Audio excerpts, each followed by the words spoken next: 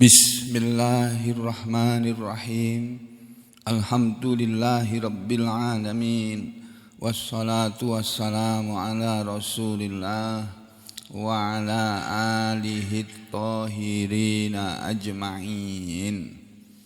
Amma ba'du ayyuhan nas, ittaqullaha mastata'tum wasma'u wa ati'u la'allakum turhamun. Para muslimin rahimakumullah, sebelum kita lanjutkan pelajaran tafsir mulai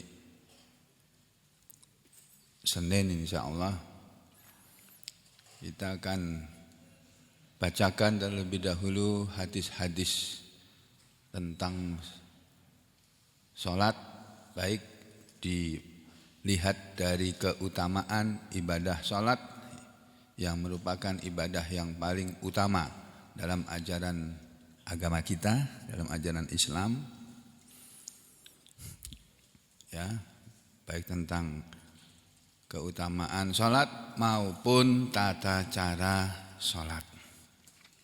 Tentu tidak semuanya akan kita sampaikan, mungkin hal-hal yang penting-penting saja yang masih banyak belum diketahui oleh sebagian besar di antara kita.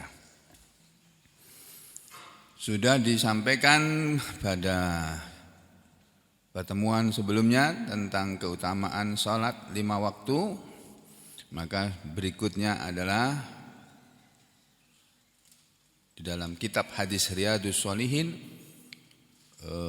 kitab tentang keutamaan ya, ibadah yang utama dalam ajaran Islam, khususnya mengenai salat, adalah bab berikutnya, bab 188, babu fadli sholatis subhi,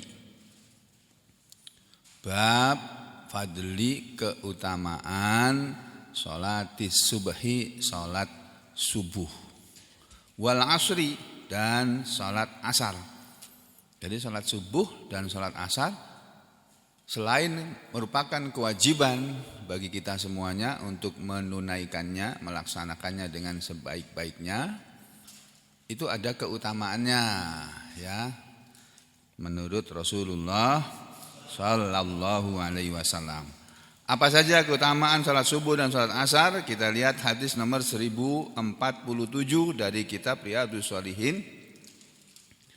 Sebuah hadis yang diriwayatkan an Abi Musa, dari sahabat Abu Musa Al-Asy'ari radhiyallahu an, semoga Allah ridho kepada beliau, di mana sahabat Nabi yang bernama Abu Musa berkata, anna, bahwasanya Rasulullah sallallahu alaihi wasallam qol, Rasulullah SAW pernah bersabda, man shallal bardaini dakhalal jannah, begitu kata beliau.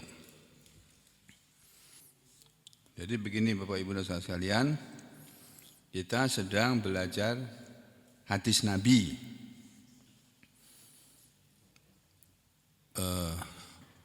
Sesudah kita belajar firman Allah atau Al-Quran, maka kewajiban kita dalam hidup ini sesudah mengaji Al-Quran adalah mengaji hadis-hadis Nabi. Itu kewajiban utama, pekerjaan utama dalam kehidupan kita. Sesudah itu baru saudara boleh mau kerja apa saja. Mau kerja jadi kuli, mau kerja jadi pegawai, mau bekerja jadi apa saja. Bahkan jadi presiden sekalipun, mestinya ngaji dulu kalau dia seorang muslim. Kalau enggak pernah ngaji, jangan jadi presiden, sudah kacau, mesti ngurusnya pasti kacau, pasti kacau. Kita lihat aja nanti nih siapa yang terpilih setelah diumumkan nomor urutnya. Itu ada nomor 1, ada nomor 2, ada nomor 3. Mudah-mudahan nomor 1 yang menang. Mudah-mudahan. Karena kepingin ganti kan, kepingin perubahan kan. Nah, kalau orangnya masih itu saja ya nggak akan ada perubahan. Ya, mestinya begitu. Tapi semuanya terkembali kepada Allah, ya. Jadi berdoa saja kepada Allah, dikasih pemimpin yang terbaik menurut Allah. Nah, kalau menurut Allah baik, ya pasti akan baik. Bukan menurut kita. Hadis Nabi yang sedang kita pelajari adalah keutamaan sholat subuh dan sholat asar yang tadi sudah dibacakan.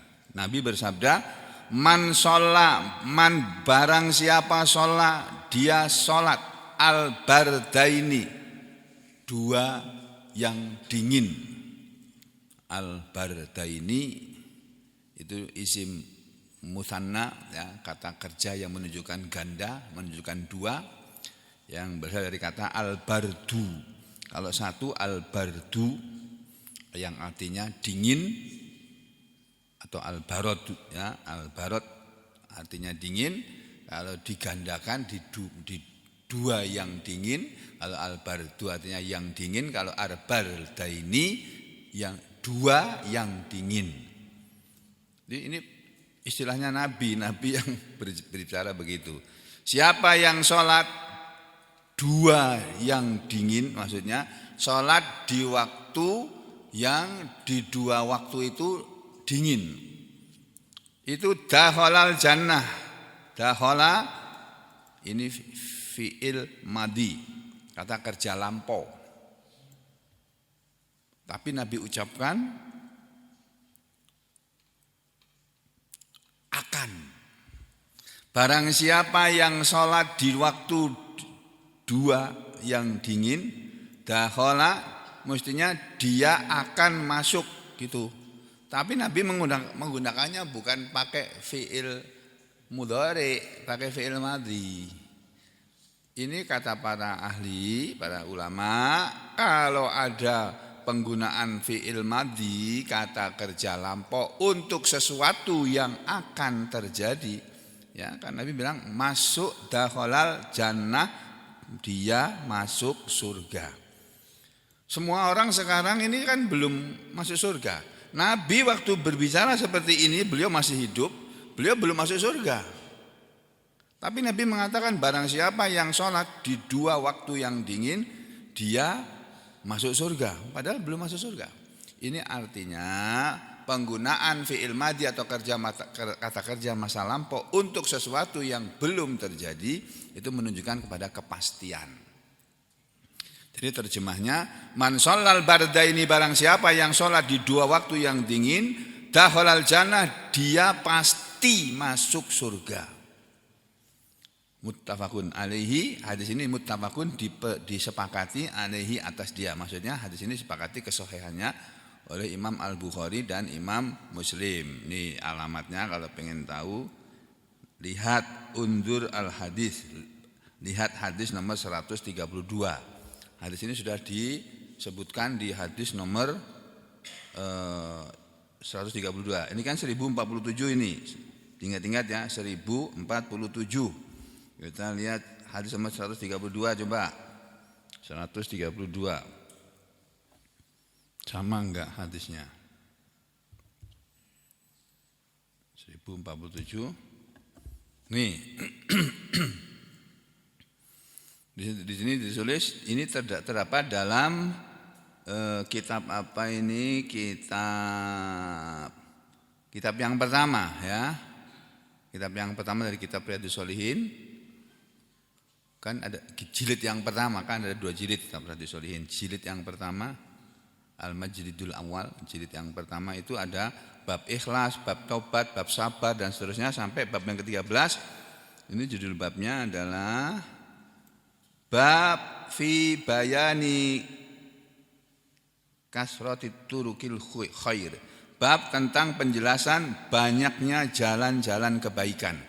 Jadi jalan-jalan kebaikan, amal-amal baik itu banyak sekali, kata Imam Nawawi. Antara lain amal-amal baik itu adalah disebut as-sadisu asyar. Hadis yang ke-16 tentang amal-amal yang baik. Ini ditulis dalam kitab Riyadhus Shalihin juga, nomor hadis 132, kata Imam Nawawi sama dengan hadis nomor 1047 tadi. An Abi Musa, dari sahabat Abu Musa Al-Asy'ari, di sini disebut namanya dengan lengkap. Sahabat Abu Musa Al-Asy'ari, semoga radhiyallahu an, semoga Allah ridho kepada beliau. Qala, sahabat Abu Musa berkata, qala, telah bersabda Rasulullah sallallahu alaihi wasallam. Betul, Imam Nawawi bilang, man shallal bardaini dakhalal jannah. Siapa yang sholat di waktu yang dingin, di dua waktu yang dingin, dia pasti masuk surga. Muttafaqun alaih. Hadis ini disepakati oleh Bukhari dan Muslim. Lalu dijelaskan di bawah sini, yang dimaksud al-bardaini, dua waktu yang dingin, itu as-subhu wal asru, adalah sholat subuh dan sholat asar. Jadi barang siapa yang selalu menunaikan sholat subuh dan sholat asar, pasti masuk surga. Ini bukan berarti orang disuruh sholat dua itu saja, terus duhur, maghrib, isya enggak sholat, enggak begitu. Jangan dipahami, jangan disalahpahami, ya, jangan salah paham. Ini hadis menunjukkan keutamaan sholat subuh dan sholat asar. Siapa yang menjaga sholat subuh dan sholat asar terus menerus dia lakukan selama hidupnya sampai mati, dia pasti masuk surga, kata Nabi begitu. Ini tersebut dalam dua kitab sahih, yaitu kitab Sahih Bukhari. Di sini ada ini alamatnya di juz 1 halaman 150 di kitab Sahih Bukhari, yaitu di hadis nomor 574. Kemudian Imam Muslim di hadis di juz 2 di halaman 114, nomor hadisnya 635. Nah, sama kan? Ternyata sama dengan hadis yang sedang kita pelajari, yaitu hadis nomor 1047. Kita kembali ke hadis 1047. Nah, nih sama, ya. Jadi ini keutamaan sholat subuh dan sholat asar dijamin oleh Nabi masuk surga. Makanya kita selalu berusaha untuk menunaikan sholat subuh dan sholat asar. Ya. Karena ada keutamaannya di situ. Berikutnya yang kedua apa? Nomor hadis 1048. Keutamaan subuh dan asar, ya. Ini judul babnya, Babu Fadli Sholati Subuhi wal Asri. Keutamaan salat subuh dan salat asar yang kedua menurut hadis 1048 adalah wa an Abi Zuhairin, dan dari sahabat Nabi yang bernama Abu Zuhair. Bapaknya Zuhair. Namanya beliau Umaratu bin Ru'aibah. Umarah bin Ru'aibah radhiyallahu anhu. Semoga Allah ridha kepada beliau. Qala, sahabat Umairah bin Ru'aibah berkata, sami itu aku telah mendengar Rasulullah sallallahu alaihi wasallam yaqul. Aku pernah mendengar Rasulullah SAW bersabda sebagai berikut. Layali jannaro, lan tidak akan yalija masuk annaro neraka. Layali jannaro, tidak akan masuk neraka. Ahadun, seseorang yang sholat, dia telah menunaikan salat qabla tulu'i syamsi, qabla sebelum tulu'i terbit asyamsi matahari, wa qabla dan sebelum hurubiha terbenamnya. Yaitu kata Imam Nawawi atau yang kata sahabat Nabi tadi, yang dimaksud dengan salat sebelum terbit matahari dan sebelum terbenam matahari adalah al-fajr, salat fajar, salat subuh, karena dia dilaksanakan seperti tadi kita melaksanakannya itu sebelum terbit matahari. Wal asra, dan salat asar, salat yang dilakukan sebelum terbenam matahari. Siapa yang ini ahadun, seseorang yang salat qabla tulu'i syamsi wa qabla ghurubiha, seseorang yang salat sebelum terbit matahari dan sebelum terbenam matahari, layali jannar, tidak akan masuk neraka.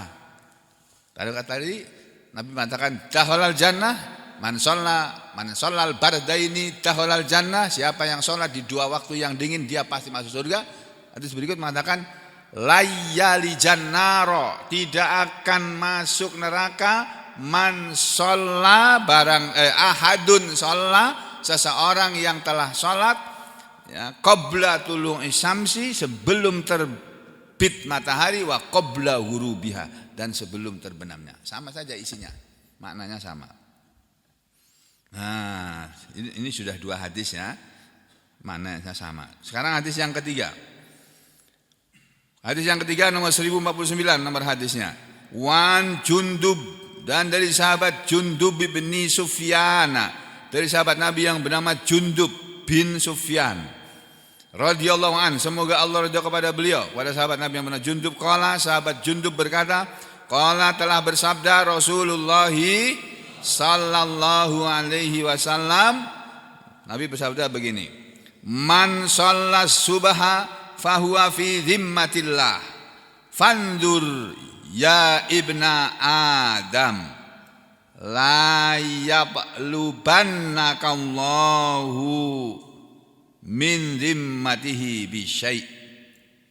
Ya, Nabi mengatakan, man barang siapa sholat subha, dia sholat subuh, barang siapa yang sholat subuh, fahuwa maka dia fi dhimmatillah, fi di dalam dhimmatillah, perlindungan Allah, jaminan Allah. Ya. Dia berada dalam jaminan Allah. Apa maksudnya berada dalam jaminan Allah? Nanti kita lihat satu-satu ya. Yang jelas di sini Nabi mengatakan, barang siapa yang sholat subuh maka dia berada dalam jaminan Allah atau perlindungan Allah. Fandur, maka perhatikanlah, maka lihatlah, ya ibna Adam, wahai anak Adam, maka lihatlah wahai manusia, wahai keturunan Adam, la yatlubannakallahu, ya, la yatlubannakallahu, Allah sekali-kali tidak akan ya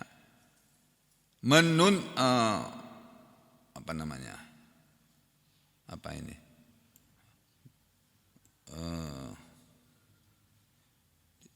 di dalam terjemah itu diartikan apa? Menuntut ya. Menuntut ya. Allah tidak akan menuntut, wahai anak Adam, wahai manusia, min zimmatihi, dari jaminannya, bisyai'in, dengan sesuatu apapun. Jadi kalau Allah menjamin, Allah tidak menuntut apa-apa. Tapi kalau manusia menjamin pada manusia, dia menuntut sesuatu. Kamu, saya jamin nggak akan masuk penjara, tapi sini kasih duit dulu. Gitu ya Pak ya. Ya, baik. Hakim, jaksa, polisi semua bisa berbuat begitu. Tapi aku tidak menyebut orang loh ya. Ya, jadi seorang hakim bisa saja mengatakan, tenang aja Pak, tenang saja Pak, ya, nggak akan kamu masuk penjara. Ya. Kenapa? Saya yang jamin. Nah gitu. Atau Pak polisi bisa juga bilang begitu, bisa. Tenang aja Pak, tenang udah, kasusnya akan selesai dan aman-aman aja. Yang penting duit. Gitu ya. Itu kan bisa terjadi toh dalam kehidupan sehari-hari. Nah, Allah itu menjamin orang yang sholat subuh tanpa menuntut apa-apa. Nah, itu loh. Kata Nabi bersabda, man sholat subha, barang siapa dia sholat subuh, fahuwa fi dhimmatillah, maka dia berada dalam jaminan Allah. Udah dijamin oleh Allah. Hidupnya dijamin, rezekinya dijamin, apa-apanya semua dijamin. Jadi kalau kita sudah sholat subuh, kita tinggal menunggu aja jaminan Allah apa hari ini. Saudara minta kepada Allah, habis sholat subuh minta, perlu apa hari ini? Saya perlu anak saya lulus tes pondok pesantren atau tes masuk PPDS, program pendidikan dokter spesialis. Mungkin ada di antara Bapak Ibu yang anaknya sedang menempuh ujian itu, atau anaknya sedang menempuh ujian di pondok pesantren yang sudah dia pilih. Mudah-mudahan anaknya jadi baik di pondok itulah. Nah, saudara berdoa, minta sama Allah, ngomong yang jelas. Kalau nggak bisa pakai bahasa Arab, pakai bahasa Indonesia. Allah tuh tahu kok bahasa Indonesia kok. Allah tahu bahasa Banjar, Allah tahu bahasa Dayak. Ngomong saja sama Allah, ya Allah, hamba mohon kepada Paduka, ya Allah, anak saya yang bernama ini bin saudara ya, luluskanlah dia ya Allah dalam ujian penerimaan pondok pesantren. Kalau anaknya lagi sakit, mohon ya Allah, sembuhkanlah anak saya yang bernama, sebut namanya, nanti Allah akan kabulkan itu. Jadi dia yang sholat di waktu subuh berada dalam jaminan Allah. Fandur, maka perhatikanlah ya ibna Adam, wahai anak Adam, perhatikanlah wahai manusia, kata Rasulullah, la yatlubannakallahu min zimmatihi bisyai. Allah tidak akan menuntut kepadamu dari jaminannya bisyai'in dengan sesuatu apapun. Allah tidak menuntut apa-apa. Hadis ini sahih, rawahu Muslim, yang meriwayatkannya adalah Imam Muslim. Jadi kita minta saja habis sholat subuh, ya, minta sesuatu yang kita perlukan hari ini atau hari ini dan seterusnya. Kita minta sembuh dari sakit. Berdoa, ya Allah, kok tenggorokan saya gatal, ya Allah sakit. Memohon jangan kau beri penyakit batuk pilek atau radang tenggorok atau apa yang sekarang sedang banyak menimpa orang, ya Allah. Berdoa begitu, Allahumma, ya Allah sembuhkan, Allahumma fi badani, Allahumma fi sam'i, Allahumma fi basari, gitu. Ya, ini hadis yang kedua. Coba yang kita lihat yang ketiga sekarang. Hadis nomor 1050. Wa Nabi Hurairah, dan dari sahabat Abu Hurairah radhiyallahu anhu, semoga Allah ridha kepadanya, qala Abu Hurairah telah berkata, qala telah bersabda Rasulullah sallallahu alaihi wasallam. Rasulullah SAW telah bersabda sebagai berikut. Ya. Yata'aqabuna, saling bergantian, saling bergiliran. Bergantian atau bergiliran, ya. Bergantian. Fikum, pada kalian, kata Rasulullah, malaikat billaili, di malam hari, wa malaikatun, dan malaikat.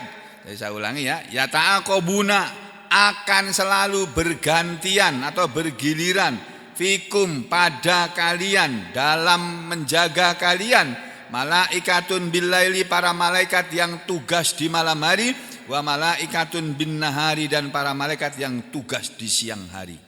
Dari sini kita dapat pelajaran dari Nabi bahwa malaikat itu ada yang tugasnya di malam hari dan ada yang tugasnya di siang hari. Jadi ada malaikat malam, ada malaikat siang. Oh gitu ya, jadi malaikat itu ada yang dinasnya malam sama siang. Ya, jadi ada 2 shift aja.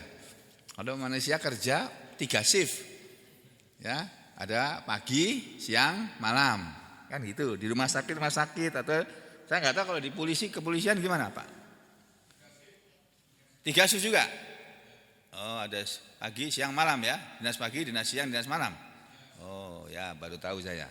Kalau di rumah sakit ada 3 shift. Ada yang jaga Pak, ada yang tugas siang, ada yang tugas malam, ada yang tugas pagi. Nah kalau malaikat cuma 2, tugas siang dan tugas malam. Kemudian kata Nabi, wa yajtami'una, dan mereka akan selalu berkumpul. 2 malaikat siang dan malam ini berkumpul fi sholati subuhi, di waktu sholat subuh, wa sholatil asri, dan di waktu sholat asar. Tsumma, kemudian ya'ruju, akan naik para malaikat tadi, akan naiklah alladzina, para malaikat yang batu telah bermalam fikum, pada kalian. Jadi malaikat yang bermalam bersama kalian akan naik, ya, ke langit. Jadi ada ini sekarang ini yang tugas malaikat siang. Pergantiannya tadi waktu sholat subuh. Waktu sholat subuh kedua malaikat ini berkumpul menyaksikan kita sholat subuh. Siapa yang tidak hadir sholat subuh direkam, dicatat oleh malaikat ini. Siapa yang tidak hadir sholat subuh ini dicatat. Nah, ya, yang jaga malam mencatat yang tidak sholat subuh dan yang sholat subuh. Yang jaga malam, yang jaga pagi belum apa-apa, baru datang kok. Tapi sama-sama menyaksikan kita sholat. Nah, di waktu sholat subuh, malaikat yang malam hari berkumpul dengan malaikat yang tugas siang hari. Nah, kemudian setelah mereka berkumpul, malaikat yang telah bermalam pada kalian itu ya'ruju, akan naik ke langit. Untuk apa? Lapor kepada Allah. Fayas'aluhumullah, maka setelah mereka naik menghadap kepada Allah, fayas'alu, maka akan bertanyalah hum, kepada mereka para malaikat yang tugas malam hari. Siapa yang bertanya kepada mereka? Allah. Fayas'aluhumullah, maka Allah akan bertanya kepada mereka malaikat yang jaga malam. Wa huwa, padahal Allah, dia a'lamu, lebih tahu bihim, tentang mereka. Jadi Allah tuh selalu bertanya kepada malaikatnya setiap hari. Malaikat yang jaga malam menghadap pada Allah laporan, ya Allah sudah saya laksanakan tugas malam saya. Terus Allah akan menanya kepada mereka, padahal Allah sudah tahu. Jadi Allah bertanya kepada mereka bukan karena Allah tidak tahu, beda dengan kita. Kita sebagai komandan, sebagai kepala, direktur rumah sakit, direktur apalah, pokoknya kepala apa aja di dunia ini, manusia-manusia ini yang jadi kepalanya, jadi direktur, tanya kepada bawahannya yang diberi tugas. Jadi, ayo kamu laporan sekarang. Itu karena memang belum tahu, manusia itu komandannya belum tahu. Kalau Allah bertanya kepada para malaikat itu karena memang prosedurnya begitu. Ngajarin kita prosedur. Allah mengajarin kita. Kalau kita sudah nyuruh orang, harus orang itu tadi tanpa disuruh dia harus lapor. Itu ajaran Islam, Pak. Jadi kalau kita disuruh oleh bapak kita atau ibu kita, nak, kamu pergi ya belanja ke pasar sana. Mama nggak bisa berangkat ini, mama lagi sakit kakinya. Kamu pergi ke sana nak, ini kamu beli ini ya, ini uangnya. Anak yang baik dia akan lapor kepada ibunya setelah selesai. Mah, ini sudah saya kerjakan, ini mah uangnya yang tadi diberikan sudah ini jumlahnya sekian. Kasihkan sisa angsulannya, sisa belanjaannya. Dan kasihkan barangnya, itu yang baik begitu itu.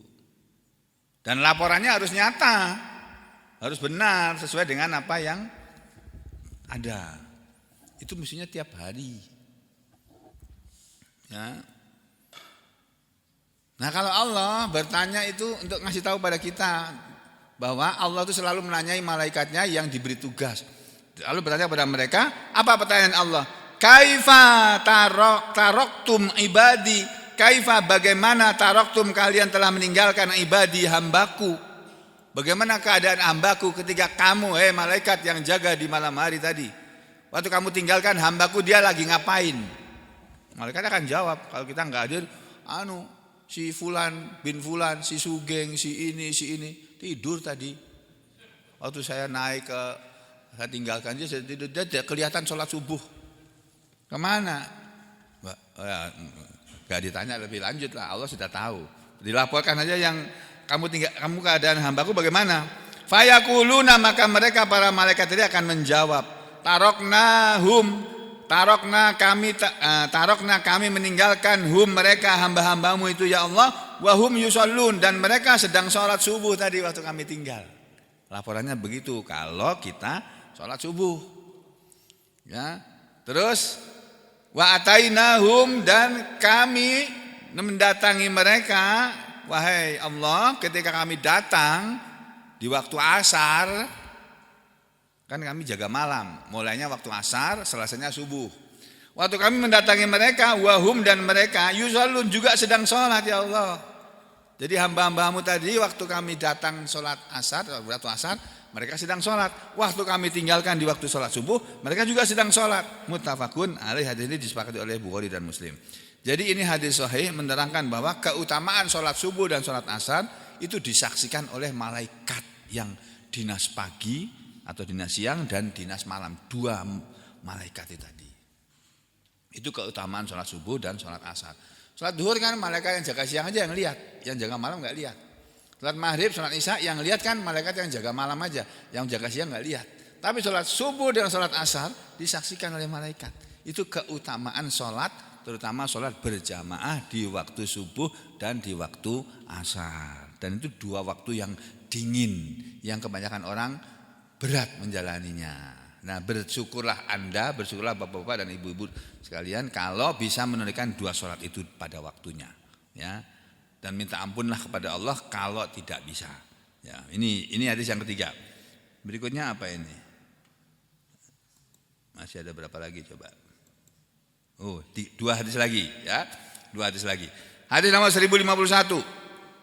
Wa an Jarir bin Abdullah, dan dari sahabat Jarir bin Abdullah Al-Bajali radhiyallahu an, semoga Allah ridha kepadanya, qala sahabat Jarir, bukan Jabir ya, Jarir bin Abdullah, dia berkata, kunna, adalah kami para sahabat, indan Nabi, ada di hadapan Nabi sallallahu alaihi wasallam. Jadi kami waktu itu sedang berada di hadapan Nabi, kata sahabat Jarir.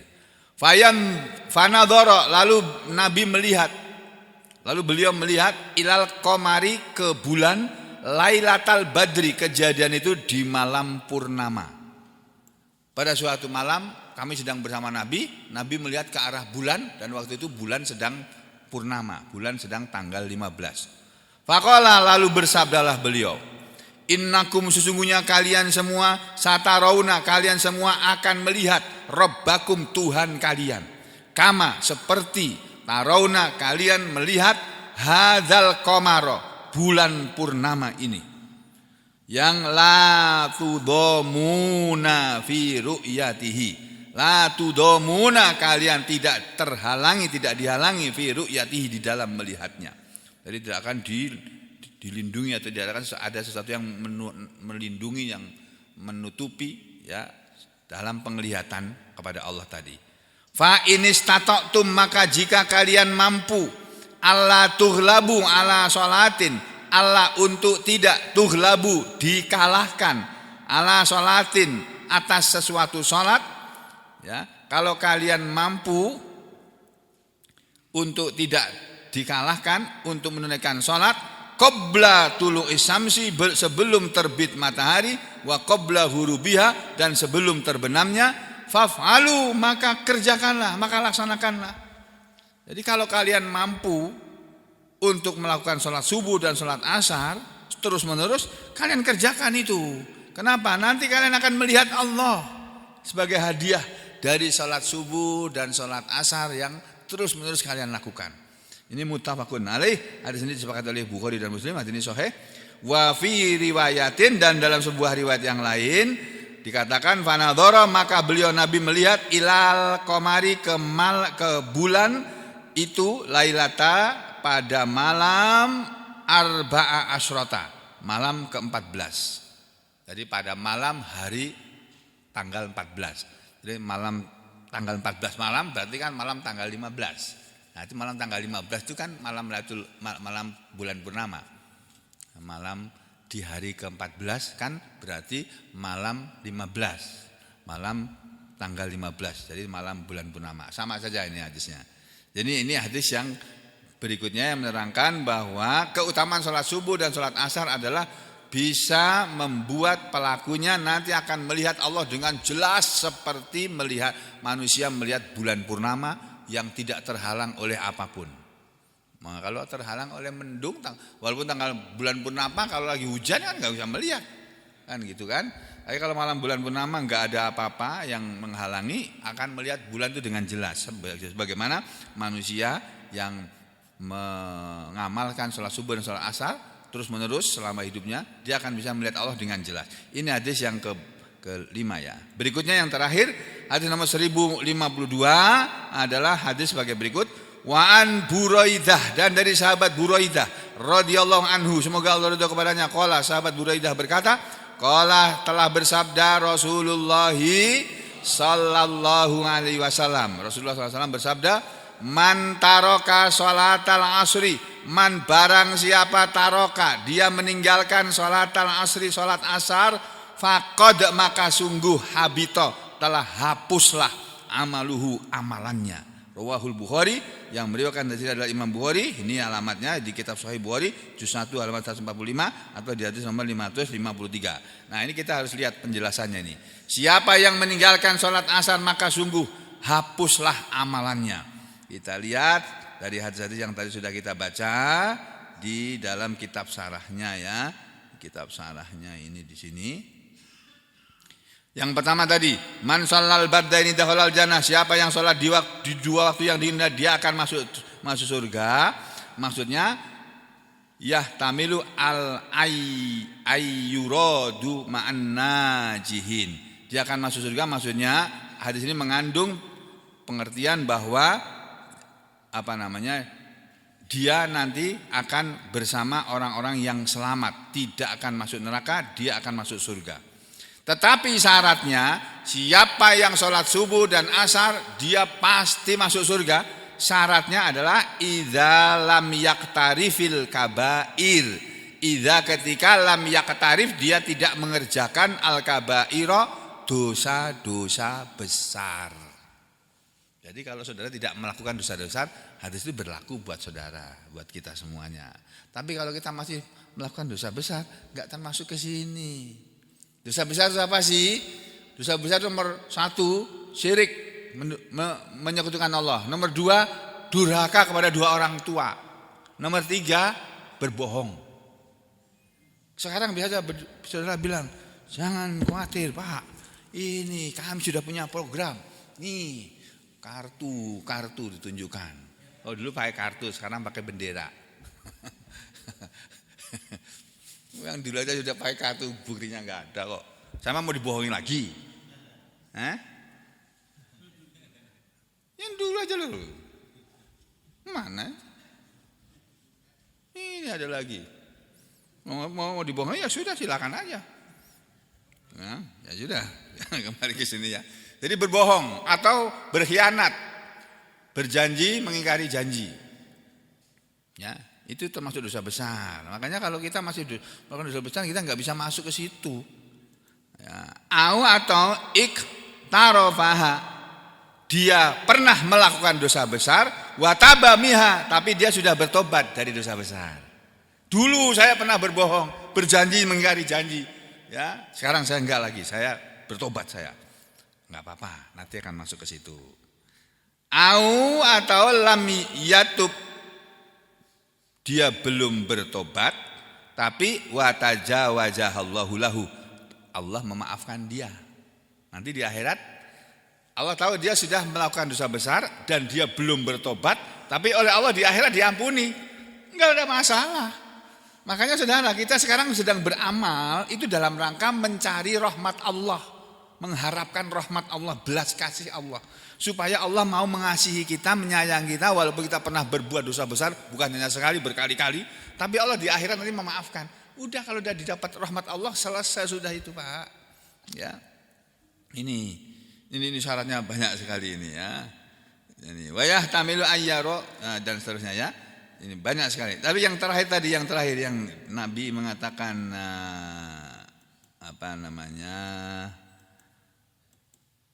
ini tadi ya, yang terakhir nomor berapa tadi ya?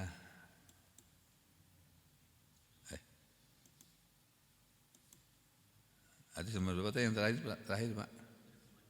1052. Dua kita dulu. 1053. 1052 ya, yang terakhir tadi loh. Nah, ini penjelasannya. Ini loh. Man taraka sholatal asra habito. Siapa yang meninggalkan sholat asar habito. Ini dibaca bikasril muwahhidah dengan mengkasroh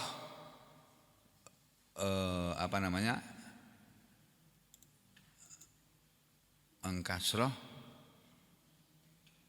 huruf faqad ha, kok mengkasroh ya. Yang dimaksud dengan habito adalah batal, wa fasada dan rusak amaluhu amalnya. Jadi maksudnya orang yang meninggalkan sholat asar, ini keutamaan sholat asar Pak, dan orang yang meninggalkan sholat subuh itu hilang amalannya, hapus amalannya, itu maksudnya ini batola atau fasada, batal dan rusak. Yang dimaksud adalah pahalanya, nggak ada pahala. Jadi kita susah-susah sholat atau berbuat amal soleh dari subuh sampai asar, tapi asarnya tidak sholat, pahalanya rusak. Kalau tidak sholat loh ya.